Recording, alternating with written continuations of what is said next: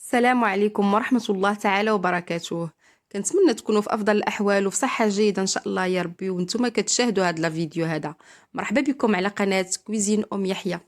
اليوم ان شاء الله الرحمن الرحيم جيت نحضر معكم كيك مالح بالخضار، والاهم انه صحي وكيجي رائع بمقادير اللي ساهله ومتوفره في كل بيت. الا كنتي يا اختي حرتي وما لقيتي ما توجدي لوليداتك او لما حايره شنو توجدي، يعني هذا الكيك هذا غادي ينفعك، وانا متاكده انك غتولي مدمنه عليه.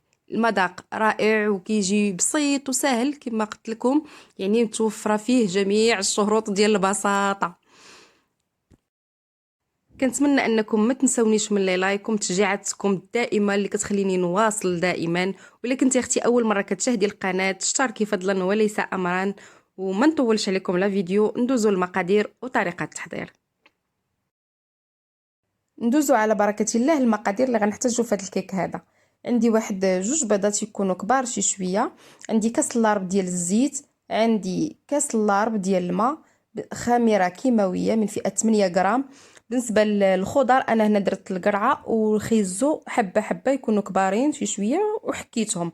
بالنسبه للتوابل غادي نحتاج شويه ديال الخرقوم، شويه ديال التحميره، شويه د المليحه، وعندي العطريه ديال الشاورما، وكذلك الكاري اللي خلطتهم كيعطيو واحد البنه رائعه، وشويه ديال الربيع مقرد هكا.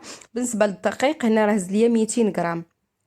اول حاجه غنبدا بها غناخذ داك البيض غنضيف ليه داك الزيت، ربع كاس ديال الزيت او تقريبا ما يعادل 4 ديال ملاعق يكونوا كبارين ديال الزيت، وشويه ديال المليحه، وغنطرب هذا الخليط مزيان حتى كيطلع ليا البيض ديالي. من بعد غنضيف داك الدقيق تدريجيا، ما غنخويش كامل.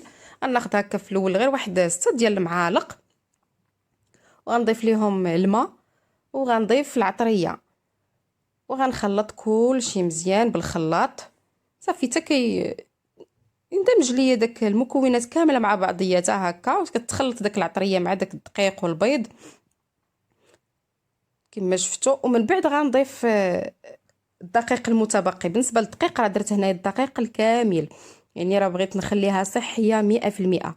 من بعد غندير داك الساشي ديال الخميره الكيماويه وغنخلط مزيان هكا غير بسباتيول كما كتشوفوا. وغنضيف داك الخضار. بالنسبه للخضار انا هنا فضلت انني ندير غير هاد الشيء، اكتفيت غير بالجزر والقرعه. نقدروا نديروا كاضافه بصل فلافل، يعني على حسب المتوفر. صافي من بعد كنبقى نخلط مزيان هاد الخليط هكا حتى كنحصل على واحد القوام اللي يكون ثقيل شي شويه. غناخذ المول ديالي، اي مول متوفر عندنا، غادي ندهنوه بشويه ديال الزبيده، نرشو بشويه ديال الدقيق، وغادي نخوي داك الخليط. هنا راه كنكون شعلت الفران على واحد الدرجه متوسطه، وغندخلوا الكيك ديالنا يطيب لمده ديال 30 دقيقه وحنا مراقبينه حتى كيتحمر الكيك ديالنا مزيان وكنخرجوه. بالنسبه للكيك راه ما كيجيش منفوخ بزاف، لانكم كنعرفوا الدقيق الكامل راه ما كيتنفخش، ماشي بحال الدقيق الابيض.